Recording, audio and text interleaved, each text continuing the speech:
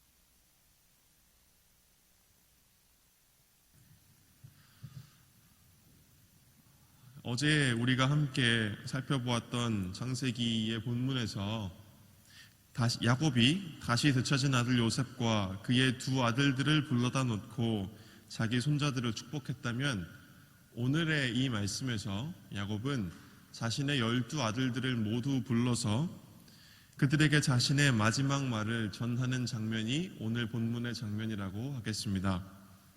이 유언의 자리에서 어떤 아들들은 축복을 받고 또 어떤 아들들은 사실상 저주에 가까운 말을 듣게 됩니다.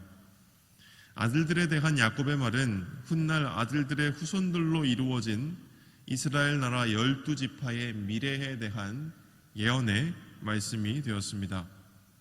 야곱에게 칭송과 또 축복의 말을 들은 아들들의 지파는 그 축복의 말에 따른 번성한 미래를 얻게 되었고, 야곱에게 저주에 가까운 말을 들은 아들들의 지파는 그에 따른 결과를 자신들의 지파의 미래로 이스라엘의 역사 속에서 얻게 되었습니다.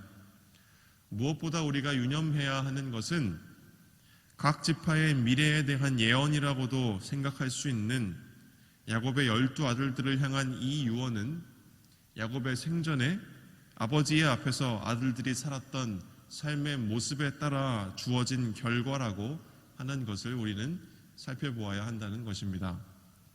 그렇다면 오늘 말씀에서 하나님께서 우리에게 주시는 교훈은 첫 번째로 우리 삶에는 복에 이르는 길과 화에 이르는 길 두 가지가 주어져 있음을 우리는 늘 기억해야 할 것입니다. 오늘의 말씀에서 야곱은 장남인 루벤에서부터 사남인 유다에 이르기까지 4명의 아들들에게 유언을 하고 있습니다. 우리는 이 유언을 셋으로 구분할 수가 있습니다. 첫 번째로 장남인 루벤에게 하는 유언과, 그리고 둘째 아들과 셋째 아들인 시므온과 레위에게 하는 유언과, 그리고 네 번째 아들인 유다에게 하는 유언, 이렇게 우리는 오늘의 말씀을 세 가지로 나누어서 생각할 수가 있습니다. 루벤에 대한 유언과 야곱의 유언에는 이 아들들의 삶과 행적에 대한 야곱의 서술과 야곱의 아들들에 대한 평가와, 그리고 미래에 그들의 이름을 가진 지파들에 대한 예언이라고 훗날 생각할 수 있는 내용들이 이 말씀들 안에 다 담겨 있습니다. 먼저 첫 번째 루벤에 대한 아버지 야곱의 말은 그의 행위가 마치 물의 끓음같이 물이 끓어오르듯이 자신의 감정과 욕구와 행동을 통제하지 못하고 주체하지 못하고 끓어오르는 대로 행동하는 무분별한 사람이었다는 것이 루벤에 대한 아버지 야곱의 평가입니다. 이는 루벤이 야곱의 아내 중 한 사람이었던, 또 루벤의 입장에서는 자기의 어머니 중 한 사람이었던 빌하와 루벤이 간음을 저질렀기 때문입니다. 그리고 둘째로 시므온과 레위에 대한 야곱의 평가는 아주 냉혹합니다.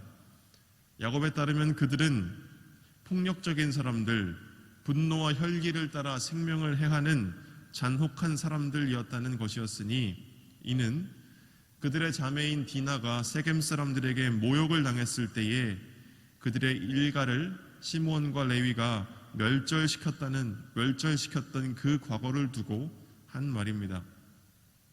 각각에 대한 야곱의 말은 또한 무섭습니다. 루벤을 향해서 야곱은 너는 탁월하지 못하리니 라고 말하는데, 이는 그의 형제들 중에서 탁월한 지위라고 할 수 있는 장자권이 박탈될 것이라는 뜻입니다. 시므온과 레위를 향해 야곱은 내가 그들을 야곱 중에서 나누며 이스라엘 중에서 흩트리로다 말하였으니, 이는 그들이 모여서 일가를 이루지 못하고 나중에 이스라엘 나라의 전국에 그들의 지파 사람들이 흩어지게 될 것을 뜻하였습니다. 반면 네 번째 아들인 유다에 대해서 야곱은 내 형제의 찬송이 될 것이다 라고 말하고 있습니다.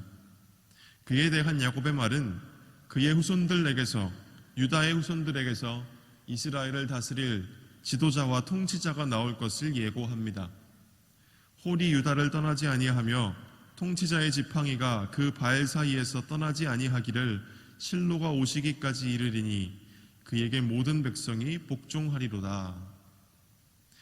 유다는 비록 처음에 요셉을 미워하는 형들 중 한 명으로서 그를 이스마엘 사람들에게 팔아버린 주범이었으나, 요셉 이야기 후반부에서 유다는 이집트에서 다시 만난 요셉이 자신의 형제들을 볼모로 잡는 것처럼 행동했을 때에 그의 앞에서 자신의 모든 것을 다 내려놓고 자신의 형제들과, 그리고 자신의 사랑하는 아들을 잃고 가나안에서 고통 중에 빠져 있었던 자기 아버지를 위해서 요셉에게 애원하면서 자신의 생명을 대신 내놓겠다고 했다는 것을 우리는 보아서 알고 있습니다.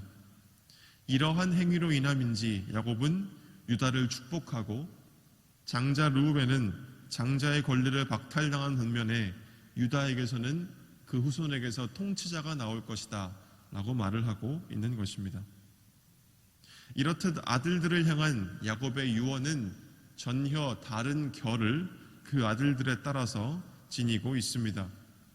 아들들을 위한 복과 저주의 예고는 그들의 지파들에 대한 미래를 예고하지만 무엇보다 이것들은 야곱의 각 아들들이 자신의 삶 속에서 택한 삶의 길에 따라서 주어진 것임을 우리는 알아야 합니다.